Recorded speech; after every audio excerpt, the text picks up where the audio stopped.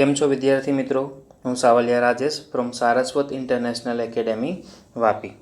Last લેક્ચરની અંદર આપણે વાસ્તવિક સંખ્યાઓ પર ગાણિતિક પ્રક્રિયાઓનો અભ્યાસ કર્યો અને વર્ગમૂળને લગતા કેટલાક નિત્યસમો જોયા. હવે આજે આપણે નેક્સ્ટ ટોપિક લઈએ સમયીકરણ. તો સમયીકરણ કેને કહેવાય તે સમજીએ. પહેલાં તો કોઈ અસમય સંખ્યાને શક્ય હોય તો યોગ્ય અસમય સંખ્યા વડે ગુણીને ગુણનફળ સમય મેળવવાની રીતને સમયીકરણ કહે છે. તો વ્યાખ્યાને જો બીજી રીતે સમજીએ તો કંઈ આવું થાય છે. જો કોઈ સંખ્યાનો છેદ અસમય સંખ્યા હોય તો તેને સમય સંખ્યામાં ફેરવવાની રીતને આપણે સમયીકરણ કહીએ છીએ. ધારો કે તમને કોઈ આવા પ્રકારની સંખ્યા આપેલી છે.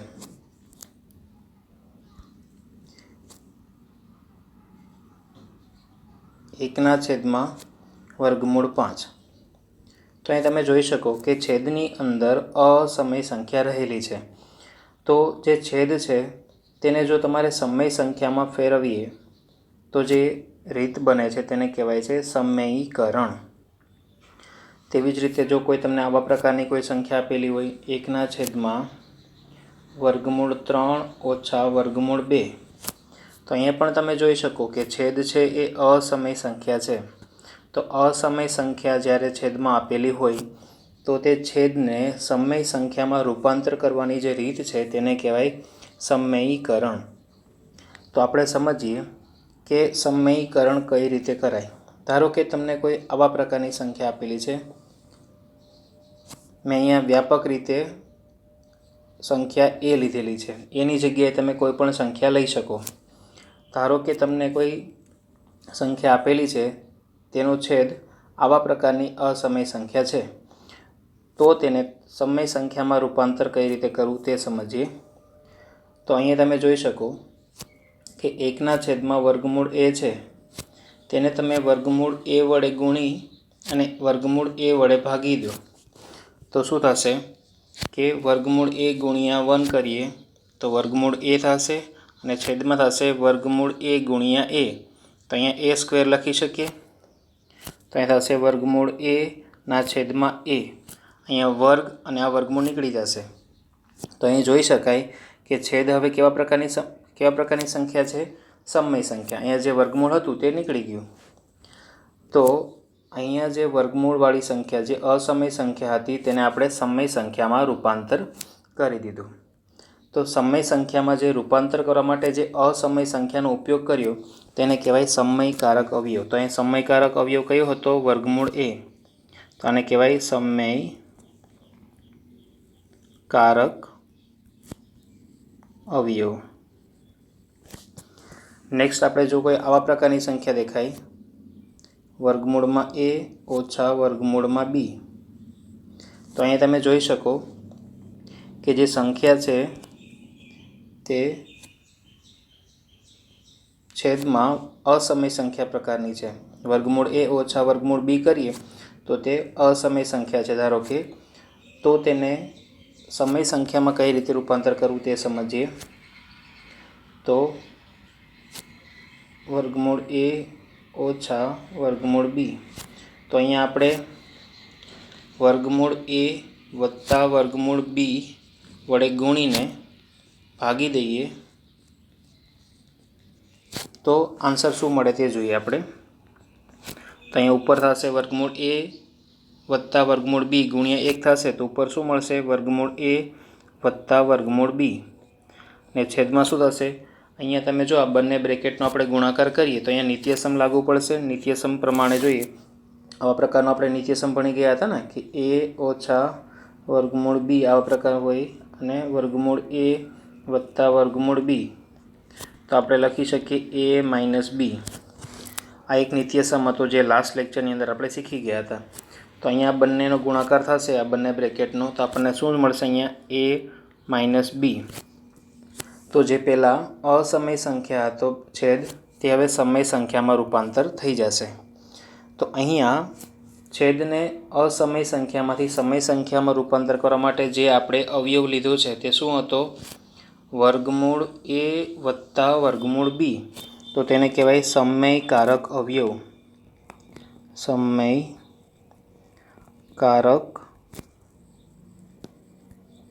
અવયવ. હવે જો ધારો કે છેદમાં આવા પ્રકારની સંખ્યા હોત, વર્ગમૂળ એ વત્તા વર્ગમૂળ બી, તો અહીંયા જે સમયકારક અવયવ એટલે તેમાં શું કરત, આપણે ખાલી સાઇન ચેન્જ કરી નાખત. તો અહીંયા વર્ગમૂળ એ ઓછા વર્ગમૂળ બી કરી દેત. તો અહીંયા જોઈ શકો તમે, આ બંનેનો ગુણાકાર થઈને શું મળશે આપણને, વર્ગમૂળ એ ઓછા વર્ગમૂળ બી ના છેદમાં એ માઇનસ બી. તો જે છેદ હતો એ અસમય સંખ્યા હતો, હવે એ સમય સંખ્યામાં રૂપાંતર થઈ જશે. તો અહીંયા સમયકારક અવયવ શું થશે, આ થશે. તો અહીંયા ધ્યાન આપો કે જ્યારે છેદની અંદર ખાલી એક જ વર્ગમૂળવાળી સંખ્યા હોય તો ડાયરેક્ટલી આપણે તેને તે સંખ્યાના વર્ગમૂળ વડે ગુણીને ભાગી દઈશું, તો તે સંખ્યાનો છેદ અસમય સંખ્યામાંથી સમય સંખ્યામાં રૂપાંતર થઈ જશે. પરંતુ જ્યારે પણ આવા પ્રકારના છેદ આપેલા હોય તો તેને સમય સંખ્યામાં રૂપાંતર કરવું હોય તો બંને વર્ગમૂળની વચ્ચે જે નિશાની હોય છે તેનાથી વિરુદ્ધ નિશાનીવાળું પદ લઈને ગુણી અને ભાગવામાં આવે છે. તો અહીં તમે જોઈ શકો, જો અહીંયા માઇનસ આપેલું હતું, તમે અહીં જોયો, અહીંયા માઇનસ આપેલું હતું, તો અહીંયા જે બ્રેકેટ જે આપણે સમયકારક અવયવ લીધો તેની વચ્ચે નિશાની કેવી હતી, પ્લસની. અને જો અહીંયા વચ્ચે પ્લસની નિશાની હોય તો સમયકારક અવયવ લઈએ તેમાં નિશાની કેવી આવશે, માઇનસની. ઓકે, તો હવે આનો ઉપયોગ કરીને અમુક દાખલાઓ જોઈએ આપણે. ઉદાહરણ 17 જે તમારી ટેક્સ્ટ બુકની અંદર આપેલું છે. શું આપેલું છે, 1/2 વર્ગમૂળ 2 ના છેદનું સમયીકરણ કરો. તો સિમ્પલ ડાયરેક્ટલી કરી શકીએ આપણે. અહીંયા તો 1/2 વર્ગમૂળ 2 આપેલા છે, તેમાં આપણે વર્ગમૂળ 2 વડે ગુણીને વર્ગમૂળ 2 વડે ભાગી દઈએ. તો શું થશે, અહીંયા વર્ગમૂળ 2 ગુણ્યા 1 એટલે વર્ગમૂળ 2 થઈ જશે, અને છેદમાં વર્ગમૂળ 2 ગુણ્યા વર્ગમૂળ 2, તો અહીંયા આન્સર આવશે 2. માટે કહી શકીએ કે 1/2 વર્ગમૂળ 2 ના છેદનું સમયીકરણ કરશું તો ત્યારે તમને આ સંખ્યા જોવા મળશે. તો અહીં તમે જોઈ શકો કે જો અહીંયા સંખ્યા જે હતી એ અસમય સંખ્યા હતી, અને હવે અહીંયા જે સંખ્યા મળે છે તે સમય સંખ્યા છે.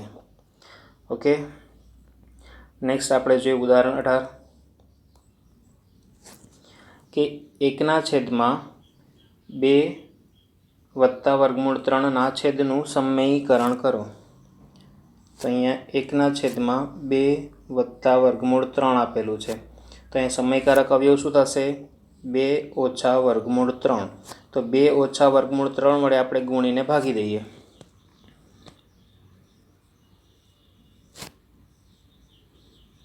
ચલો, તો હવે ઉપરના બંનેનો ગુણાકાર કરીશું તો આપણને મળશે 2 ઓછા વર્ગમૂળ 3, અને છેદમાં શું થશે, 2 વર્ગ ઓછા 3. આ પણ એક નિત્યસમ હતો કે જ્યારે આ પ્રકારનું આપેલું હોય a પ્લસ વર્ગમૂળ બી અને a માઇનસ વર્ગમૂળ બી, તેનો આન્સર શું આવતો હતો, a² ઓછા બી. આ પણ આપણે લાસ્ટ લેક્ચરની અંદર આપણે શીખી ગયા. તો અહીંયા આન્સર શું આવશે, 2 ઓછા વર્ગમૂળ 3 ના છેદમાં 2 વર્ગ 4, 4માંથી 3 જશે એટલે 1. તો 1 લખો કે ના લખો તેનાથી કંઈ ફરક પડશે નહીં. તો અહીંયા જે આપણો આન્સર હશે તે શું હશે, 2 ઓછા વર્ગમૂળ 3. વિદ્યાર્થી મિત્રો, જે આગળના લેક્ચરની અંદર જે નિત્યસમો આપણે જોયા છે તે ખાસ યાદ રાખી લેજો. અને જો તે નિત્યસમ યાદ ના હોય તો બે સંખ્યા આવા પ્રકારની હોય તો એનો ગુણાકાર કઈ રીતે કરાય તે પણ આપણે લાસ્ટ લેક્ચરની અંદર શીખી ગયા. તો તે રીતે પણ તમે કરી શકો. અહીંયા એક વસ્તુ સમજો કે અહીંયા જે સમયકારક હું અવયવ લઉં છું તેના વડે હું ગુણું છું અને ભાગું છું, તો જે આપેલી સંખ્યા છે તેને કોઈ અસર થાય છે, મતલબ તેનું મૂલ્ય બદલાય છે? તો આપણો આન્સર હશે ના, તેનું મૂલ્ય કંઈ બદલાતું નથી. તેનો મતલબ એ થશે કે જે આપણને ક્વેશ્ચનની અંદર જે સંખ્યા આપેલી હતી તેનું બીજું સ્વરૂપ આ તમને જોવા મળશે. આપણે સમયીકરણ કરીએ છીએ તેનો મતલબ એવો નથી થતો કે તે સંખ્યાનું મૂલ્ય બદલાય છે. તે સંખ્યાનું મૂલ્ય તો તેનું તે જ રહેવાનું છે, પરંતુ ફક્ત તેનું સ્વરૂપ બદલાઈ જશે. અહીંયા તમે સમજો કે જો કોઈ સંખ્યા આવી આપેલી હોય 2, તો આપણે 2ને 3 વડે ગુણીને 3 વડે ભાગી દઈએ તો શું થાય? જો 3 ગુણ્યા 2 કરી એટલે 6 થાય, 6 ભાગ્યા 3. તો તમે અહીં જોઈ શકો કે 6 ભાગ્યા 3 તો એ 2 જ થવાના ને. આ બંને સંખ્યા સમાન છે, પરંતુ અહીંયા જે સંખ્યા છે તેનું સ્વરૂપ બદલાઈ જશે. તો અહીંયા પણ એ જ પ્રકારનું કરીએ છીએ. સમયકારક અવયવ વડે ગુણીને આપણે ભાગીએ છીએ. તેનો મતલબ એ થાય છે કે જે સંખ્યા આપેલી છે તેનું ફક્ત સ્વરૂપ બદલાઈને આપણને અહીંયા મળી રહ્યું છે. અહીંયા જે છેદમાં અસમય સંખ્યા હતી તેની જગ્યાએ છેદની અંદર સમય સંખ્યા થઈ જશે. ઓકે, નેક્સ્ટ આપણે જોઈએ હવે ઉદાહરણ 19. 5ના છેદમાં વર્ગમૂળ 3 ઓછા વર્ગમૂળ 5ના છેદનું સમયીકરણ કરો. તો 5 વર્ગમૂળ 3 ઓછા વર્ગમૂળ 5. તો અહીં સમયકારક અવયવ શું થશે? વર્ગમૂળ 3 વત્તા વર્ગમૂળ 5.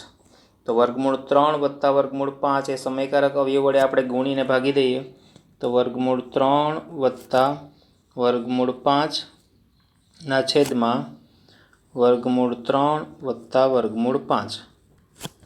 તો અહીં ઉપર આપણે ગુણાકાર કરીએ કે વર્ગમૂળ 3 વત્તા વર્ગમૂળ 5નો ગુણાકાર 5ની સાથે કરીએ તો આપણે આવી રીતે લખી શકીએ. ચાલો છેદમાં જુઓ તમે તો અહીંયા છેદની અંદર આપણને જે સંખ્યા આપેલી છે તેનો ગુણાકાર કરીએ તો એ નિત્યસમ લાગુ પડશે. તો નિત્યસમ લાગુ કરીએ તો આપણે શું થશે? 3 ઓછા 5. આગળના લેક્ચરની અંદર તમે જોઈ લેજો કે આ નિત્યસમો કઈ રીતે આપણે એપ્લાય કરેલા હતા અને આનો ગુણાકાર કઈ રીતે કરેલો હતો. ઓકે, તો અહીંયા શું થશે? 5 વર્ગમૂળમાં 3 વત્તા વર્ગમૂળમાં 5ના છેદમાં -2. તો અહીં જો છેદ જે પહેલાં અસમય સંખ્યા હતો તે સમય સંખ્યામાં રૂપાંતર થઈ ગયો છે. અહીંયા ખાસ પાછી એકવાર નોંધ લેજો કે આ જે સંખ્યા છે અને અહીંયા જે આપણને આન્સરમાં જે સંખ્યા મળે છે તે બંને સંખ્યા સમાન છે, પરંતુ તેનું સ્વરૂપ ખાલી બદલાયેલું છે. જે છેદમાં અસમય સંખ્યા હતું હવે તે સમય સંખ્યામાં રૂપાંતર થઈ ગયું છે. ઓકે, નેક્સ્ટ આપણે જોઈએ ઉદાહરણ 20. 1ના છેદમાં 7 વત્તા 3 વર્ગમૂળ 2ના છેદનું સમયીકરણ કરો. તો અહીંયા 7 વત્તા 3 વર્ગમૂળ 2. તો અહીંયા સમયકારક અવયવ શું થશે? 7 ઓછા 3 વર્ગમૂળ 2. તો આ સમયકારક અવયવ વડે આપણે ગુણીને ભાગી દઈએ. 7 ઓછા 3 વર્ગમૂળ 2 7 ઓછા 3 વર્ગમૂળ 2. તો ઉપર આપણે અહીંયા ગુણાકાર કરીશું તો આપણને શું મળશે? 7 ઓછા 3 વર્ગમૂળ 2. એકની સાથે ગુણાકાર કરીશું તો એમાં કોઈ જાતનો ચેન્જ આવશે નહીં. છેદમાં જોઈએ તો છેદમાં અહીંયા શું થશે? 7નો વર્ગ થશે માઇનસ 3 વર્ગમૂળ 2નો વર્ગ થશે. આ પણ એક નિત્યસમ છે જે તમે આગળ જોઈ ગયા છો. તો અહીંયા 7 ઓછા 3 વર્ગમૂળ 2ના છેદમાં 7નો વર્ગ કરીએ એટલે 49 થશે. અહીંયા તમે જો બ્રેકેટનો વર્ગ કરશો તો 3નો વર્ગ થશે 9 અને વર્ગમૂળ 2 છે તેનો વર્ગ કરીએ આપણે તો આપણને મળશે 2. તો 9 ગુણ્યા 2 કરીશું કેટલા આવશે? અહીંયા 18 આવશે. ઓકે, તો અહીંયા 7 ઓછા 3 વર્ગમૂળ 2ના છેદની અંદર કેટલા આવશે? 49માંથી 18 બાદ કરીએ તો આપણને મળશે 31. તો અહીંયા જે સંખ્યા આપેલી હતી તેના છેદનું સમીકરણ થઈને આપણને આ સંખ્યા જોવા મળશે. નેક્સ્ટ હવે જોઈએ સ્વાધ્યાય 1.5માં 5મો દાખલો કે આપેલ સંખ્યાના છેદનું સમયીકરણ કરો. તો અહીંયા સંખ્યા આપેલી છે 1/7 વર્ગમૂળમાં 7. તેનું સમયકારક અવયવ શું થશે? વર્ગમૂળ 7 જ થશે. તો વર્ગમૂળ 7 વડે ગુણીને આપણે વર્ગમૂળ 7 વડે ભાગી દઈએ તો આપણને શું મળશે? વર્ગમૂળ 7/7. તો અહીં જો વર્ગમૂળ 7 જે હતું એ અસમય સંખ્યા હતી અને હવે છેદની અંદર આપણને સમય સંખ્યા મળી રહી છે. તો 1/વર્ગમૂળ 7નું છેદનું સમીકરણ કરશું તમને આ પ્રકારની સંખ્યા મળશે. નેક્સ્ટ આપણે જોઈએ 1/વર્ગમૂળ 7 ઓછા વર્ગમૂળ 6. તો તેનું સમીકરણ કરવા માટે આપણે સમયકારક અવયવ શું આવશે? વર્ગમૂળ 7 વત્તા વર્ગમૂળ 6. ફક્ત અહીંયા જે વચ્ચે નિશાની હોય તે બદલી નાખવાની અને તેને સમયકારક અવયવ કહેવાય. સમયકારક અવયવ વડે આપણે ગુણીને ભાગી દઈશું. તો વર્ગમૂળ 7 વત્તા વર્ગમૂળ 6, વર્ગમૂળ 7 વત્તા વર્ગમૂળ 6. તો ઉપર અહીં ગુણાકાર કરીએ તો શું મળશે આપણને? વર્ગમૂળ 7 વત્તા વર્ગમૂળ 6ના છેદમાં અહીંયા તમે જુઓ તો શું થશે? અહીંયા નિત્યસમની મદદથી કરી શકીએ તો શું થશે? વર્ગમૂળ 7 જે છે વર્ગમૂળ 6 આ બંનેનો ગુણાકાર કરીએ આપણે તો શું મળશે આપણને? 7 ઓછા 6. તમે ગુણાકારની રીતે અથવા તો નિત્યસમનો ઉપયોગ કરીને આને સોલ્વ કરી શકો. તો અહીં આન્સર મળશે 7 -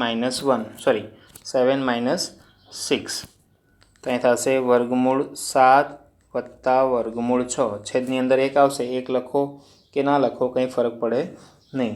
તો એનો મતલબ એ થશે કે અહીંયા જે સંખ્યા આપેલી હતી તેનું છેદનું સમીકરણ કરશું તો આપણને આ સંખ્યા મળશે. નેક્સ્ટ આપણે જોઈએ 1/વર્ગમૂળ 5 વત્તા વર્ગમૂળ 2. તો અહીંયા સમયકારક અવયવ શું થશે? વર્ગમૂળ 5 ઓછા વર્ગમૂળ 2. તો આ સમયકારક અવયવ વડે આપણે ગુણીને ભાગી દઈએ. વર્ગમૂળ 5 ઓછા વર્ગમૂળ 2ના છેદમાં વર્ગમૂળ 5 ઓછા વર્ગમૂળ 2. ચાલો તો અહીંયા ઉપર ગુણાકાર કરીશું તો આપણને શું મળશે? વર્ગમૂળ 5 ઓછા વર્ગમૂળ 2 જ મળશે. અને છેદમાં શું થશે? જે અહીંયા નિત્યસમ લાગુ કરેલો તે જ પ્રમાણે કરીએ તો શું થશે? 5 ઓછા 2 મળશે આપણને. તો 5 ઓછા 2. તો અહીં શું લખી શકીએ? વર્ગમૂળ 5 ઓછા વર્ગમૂળ 2ના છેદમાં 3. તો અહીંયા જે સંખ્યા આપણને આપેલી હતી તેનું છેદનું સમીકરણ કરીશું તો આપણને આ પ્રકારની સંખ્યા મળશે. ચાલો નેક્સ્ટ જોઈએ હવે 1/વર્ગમૂળ 7 ઓછા 2. તો અહીંયા સમયકારક અવયવ શું થશે? વર્ગમૂળ 7 વત્તા 2. તો સમયકારક અવયવ વડે ગુણીને ભાગી દઈએ તો વર્ગમૂળ 7 વત્તા 2ના છેદમાં વર્ગમૂળ 7 વત્તા 2. તો અહીં થશે વર્ગમૂળ 7 વત્તા 2ના છેદમાં આ બંનેનો ગુણાકાર કરીશું આપણે તો આપણને શું મળશે? વર્ગમૂળ 7 ઓછા 2 અને વર્ગમૂળ 7 વત્તા 2. આ પણ નિત્યસમની મદદથી કરી શકો અથવા તમે ડાયરેક્ટ ગુણાકારની મદદથી પણ કરી શકો. જો ગુણાકારની રીત તમને ભૂલાઈ ગઈ હોય તો આપણે એકવાર જોઈ લઈએ. તો પહેલાં શું કરતા હતા કે પહેલી જે સંખ્યા છે તેનો ગુણાકાર આખા બ્રેકેટ સાથે કરીએ, બીજી જે સંખ્યા આપેલી છે તેનો ગુણાકાર આખા બ્રેકેટ સાથે કરીએ તો આપણને આવું મળશે. જુઓ વર્ગમૂળ 7 વત્તા 2 ઓછા 2 ગુણ્યા વર્ગમૂળ 7 વત્તા 2. તો શું થશે? વર્ગમૂળ 7 ગુણ્યા વર્ગમૂળ 7 એટલે 7 થશે, પ્લસ વર્ગમૂળ 7 ગુણ્યા 2 કરીએ એટલે 2 વર્ગમૂળ 7 થઈ જશે. હવે 2 ગુણ્યા વર્ગમૂળ 7 કરીએ તો 2 વર્ગમૂળ 7 અને 2 ગુણ્યા 2 એટલે 4. તો આ બંને કટ થઈ જશે. 7માંથી 4 જશે એટલે કેટલા બચશે? અહીંયા 3. તો છેદની અંદર અહીંયા શું આવશે? 3. તો તમે ડાયરેક્ટલી અહીંયા આવી રીતે પણ લખી શકો 3. ઓકે, માટે આપણે કહી શકીએ કે જે આપણને સંખ્યા આપેલી હતી તેના છેદનું સમીકરણ કરીશું તો અમને આ પ્રકારની સંખ્યા મળશે. નેક્સ્ટ હવે જોઈએ યાદ કરો કે પાઈને એક વર્તુળના પરિઘ સી અને તેના વ્યાસ ડીના ગુણોત્તર તરીકે દર્શાવવામાં આવે છે. એટલે કે પાઈ બરાબર C/D. તે વિરોધાભાસી છે કારણ કે પાઈ એ અસમય સંખ્યા છે. આ વિરોધાભાસનો ઉકેલ કેવી રીતે લાવશો? તો અહીંયા શું વિરોધાભાસ છે પહેલાં એ સમજીએ. તમને અહીંયા આપેલું છે પાઈ બરાબર C/D. તો પાઈ એ અસમય સંખ્યા છે. તો હવે પહેલી નજરમાં અહીંયા જોઈને એવું લાગે કે પાઈને અહીંયા મેં પીના છેદમાં ક્યુ સ્વરૂપે દર્શાવેલું છે. તો પીના છેદમાં ક્યુ સ્વરૂપે આપણે જો દર્શાવતા હોઈએ તો તે સંખ્યા તો સમય સંખ્યા હોય. તો અહીંયા પાઈ એ સમય સંખ્યા હોવી જોઈએ. એ વિરોધાભાસ તમને જોવા મળશે, પરંતુ અહીંયા કોઈ વિરોધાભાસ નથી. કારણ કે અહીંયા જે બે સંખ્યાઓ તમને આપેલી છે સી અને ડી, સી શું થશે? પરિઘ, અને ડી થશે વ્યાસ. તો આ બંનેમાંથી કોઈ એક સંખ્યા અસમય સંખ્યા હશે તો તેનો આપણે ભાગાકાર કરીશું તો આપણને આન્સર જે મળશે તે અસમય સંખ્યા જ મળવાનો છે. માટે અહીંયા કહી શકીએ કે પાઈ જે છે એ અસમય સંખ્યા છે. તો તેને આપણે સીના છેદમાં ડી સ્વરૂપે લખશું તો તેમાં કોઈ વિરોધાભાસ નથી. કેમ કે અહીંયા સી અથવા તો ડીમાંથી કોઈ એક અસમય સંખ્યા હશે તો પાઈ એ અસમય સંખ્યા જ આન્સર આવવાનો છે. ઓકે, નેક્સ્ટ ક્વેશ્ચન જોઈએ હવે. વર્ગમૂળમાં 9.3ને સંખ્યા રેખા પર દર્શાવો. તો પહેલું સ્ટેપ શું હતું કે એક કિરણ લેવાનું,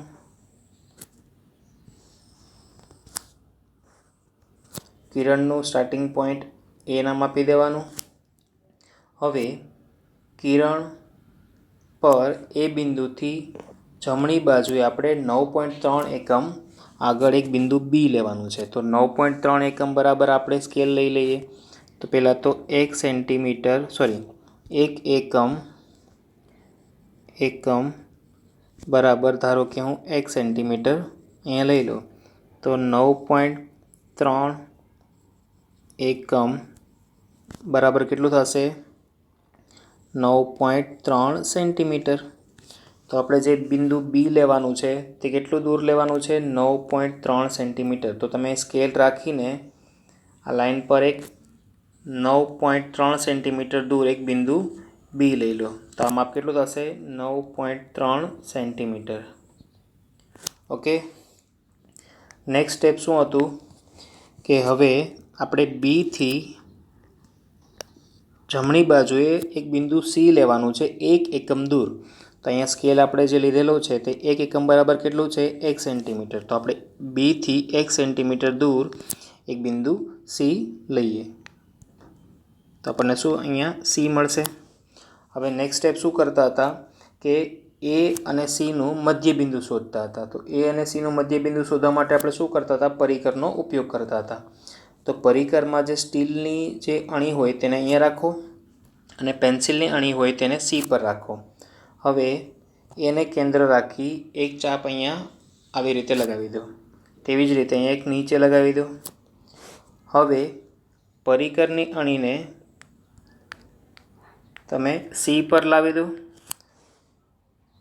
અને આ બંને ચાપને કટ કરાવો. અહીં ધ્યાન આપજો કે જે માપ પહેલાં લીધેલું હતું તે જ માપ રાખવાનું છે, એસી જેટલું, તેમાં ચેન્જ કરવાનો નથી.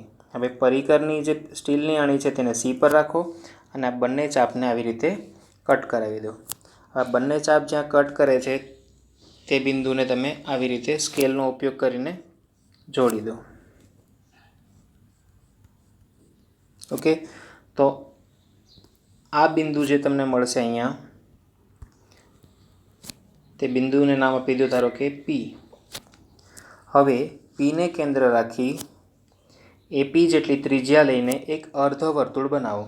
તો પીને કેન્દ્ર રાખી તમારે અર્ધવર્તુળ બનાવવું હોય તો તમે સ્ટીલની અણીને પી પર રાખો અને પેન્સિલની અણીને એ પર રાખો અને તમે કંઈ આવી રીતે એક અર્ધવર્તુળ બનાવી દો.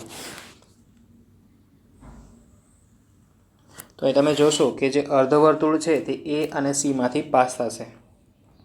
ઓકે, હવે નેક્સ્ટ સ્ટેપ શું હતું? બિંદુ બી પર એક સ્કેલ રાખો અને કાટખૂણો બને તે રીતે તમે આવી રીતે એક લાઈન બનાવી દો. આ ખૂણો કાટખૂણો થવો જોઈએ, અથવા તમે કોણ માપકનો પણ અહીંયા ઉપયોગ કરી શકો.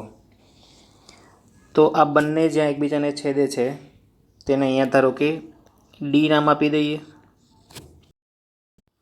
હવે બીને કેન્દ્ર રાખી બીડી જેટલું માપ લઈને એક ચાપ આપણે કિરણ પર લગાવીશું. તો પરિકરમાં જે સ્ટીલની અણી છે તેને બી પર રાખો, પેન્સિલની અણીને ડી પર રાખો અને આવી રીતે એક ચાપ લગાવી દો સંખ્યા કિરણ પર, તો તમને અહીંયા એક બિંદુ જોવા મળશે, તેને નામ આપી દઈએ આપણે કે. તો અહીંયા જે કે છે તે સંખ્યા રેખા ઉપર વર્ગમૂળમાં 9.3 દર્શાવે છે. તો અહીં લખી શકીએ વર્ગમૂળમાં 9.3. તો બી જે સંખ્યા દર્શાવે છે તે કઈ હશે? 0. તો અહીં સમજી શકીએ કે જો આપણે આવી રીતે સંખ્યા રેખા બનાવેલી હોત તો અહીંયા બી હોત, અહીંયા કે, તો બીનું સ્થાન શું હોત? અહીંયા 0 અને આ સ્થાન હતું વર્ગમૂળમાં 9.3. તો અહીં તમે જોઈ શકો કે સંખ્યા રેખા જે આપણે લીધેલી છે તેમાં કે જે છે તે વર્ગમૂળમાં 9.3નું સ્થાન દર્શાવે છે. તો જે ક્વેશ્ચન આપેલો હતો કે વર્ગમૂળમાં 9.3ને સંખ્યા રેખા ઉપર દર્શાવો, તો સંખ્યા રેખા ઉપર તેનું સ્થાન ક્યાં હશે? અહીંયા. તો આજે આપણે સમયીકરણનો અભ્યાસ કર્યો, તેને લગતા અમુક દાખલાઓ જોયા, અને જે આગળના દાખલાઓ સ્વાધ્યાયની અંદર બાકી હતા આ બંને દાખલાઓ તે આપણે આજે જોયા. નેક્સ્ટ લેક્ચરની અંદર આપણે વાસ્તવિક સંખ્યાઓના ઘાતાંકના નિયમનો અભ્યાસ કરીશું. Thank you.